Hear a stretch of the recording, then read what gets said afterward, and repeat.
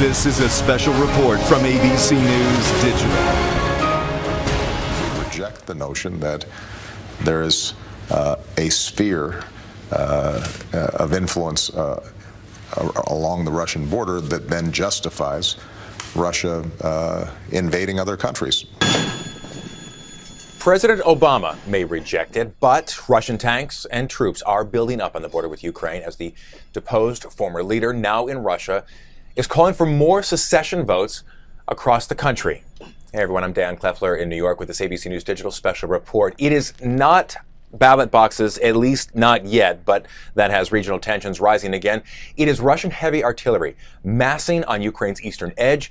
The U.S. believes as many as 50,000 men are ready to cross the border. So with the latest on the crisis in Ukraine and President Obama's latest comments, I want to bring in from Moscow, ABC's Kirat Radia. And Kirat, thanks for joining us.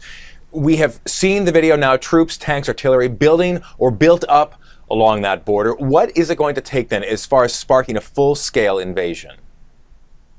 I think there's only one person that knows what that is, and that's Vladimir Putin himself. U.S. officials have admitted that their own intelligence doesn't really know exactly what he's going to do at this point. They've seen evidence of a massive troop buildup along the border, but that doesn't mean that there's a political decision to actually go in at this point. Like I said, there's only one person that knows what that'll be. Viktor Yanukovych, the former leader of, is now speaking from exile in Russia. He's pushing for new Crimea-style secession votes across the country.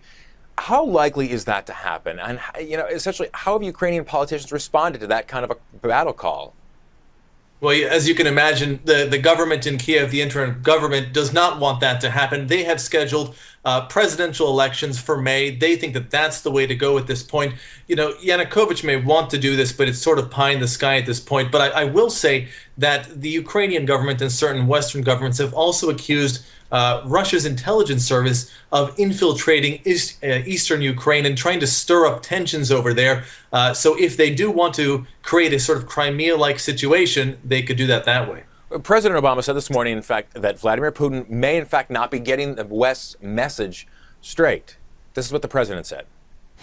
What I have repeatedly said is that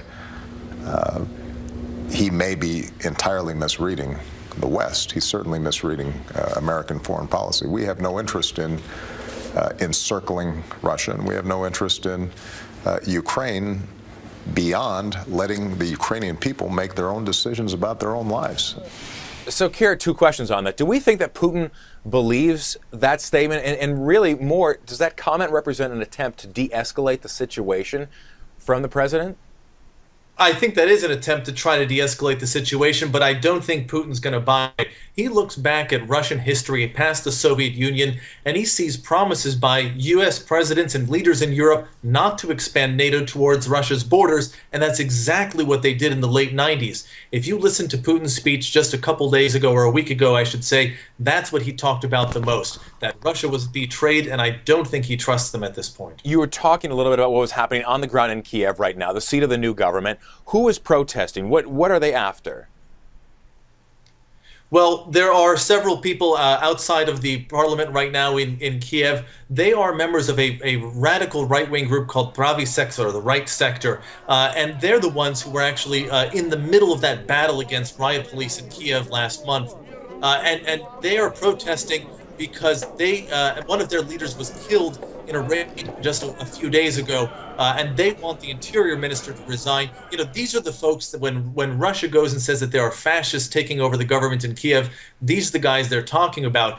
Of course, they don't have wide support, but every time something like this happens, it gives the Russians an opportunity to use their propaganda to say that this is what's coming after the Ukrainian people. Ukraine caught in between U.S. and Russian diplomacy and hundreds of miles above the ground in Kiev. It is not necessarily all bad between Russia and the United States, at least once you leave Earth's orbit. How is it going at the International Space Station on that collective effort with cosmonauts and astronauts up there?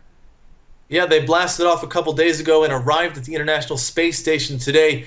I guess, in the U.S. we like to say that politics ends at the water's edge, but maybe international politics ends at the stratosphere's edge. Yeah, well, that is certainly something that maybe we could look at as a reflection for how diplomacy should be working a little bit closer to home.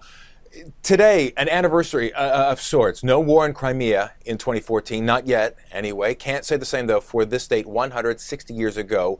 What were they fighting over back then? And is it a reflection of what's happening today? I think that that speaks to, you're talking about the anniversary of the Crimean War, and really what I guess this speaks to is the strategic importance of that peninsula. It's a small piece of land, but it's been fought over for centuries.